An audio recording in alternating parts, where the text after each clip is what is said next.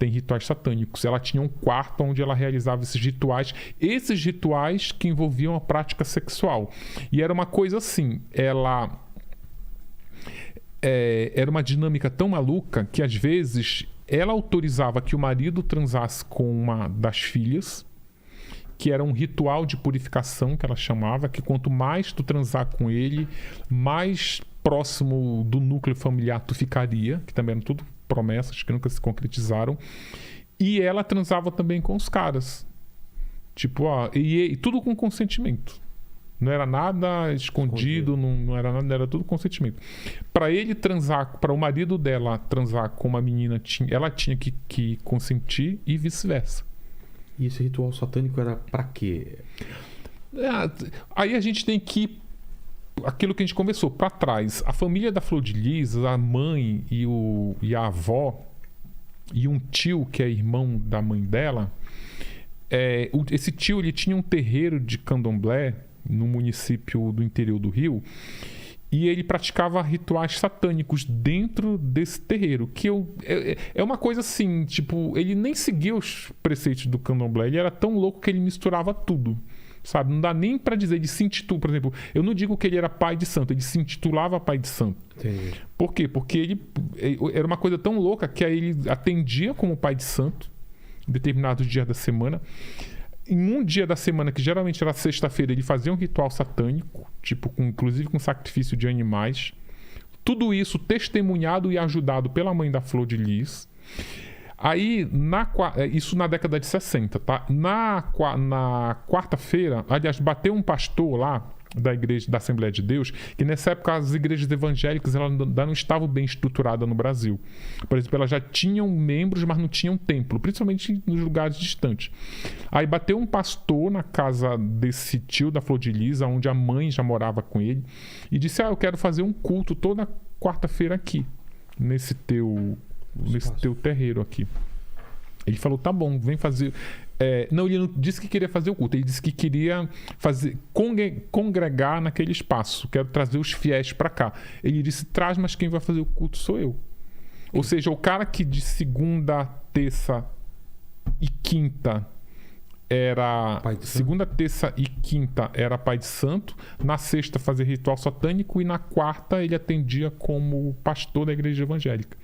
Tem uma antropóloga especializada em religião que ela é assim fodástica, mulher. Agora me fugiu até o nome porque ela não é muito conhecida, mas ela está agora em Portugal, inclusive tem tese de doutorado em religião. Ela me explicou que a maioria dos templos religiosos evangélicos que surgiram no Rio de Janeiro, no interior e nos morros, nos lugares no passado eram terreiros desses atendimentos. Mas ela vê uma relação? Sim, é que na verdade, apesar do candomblé ter uma matriz africana e a religião tem um momento ali que eles se cruzam, que eles pregam de maneira meio parecida. Por exemplo, o culto estou falando especificamente desse personagem. Sim. Eu não estou aqui dizendo que todo mundo é assim.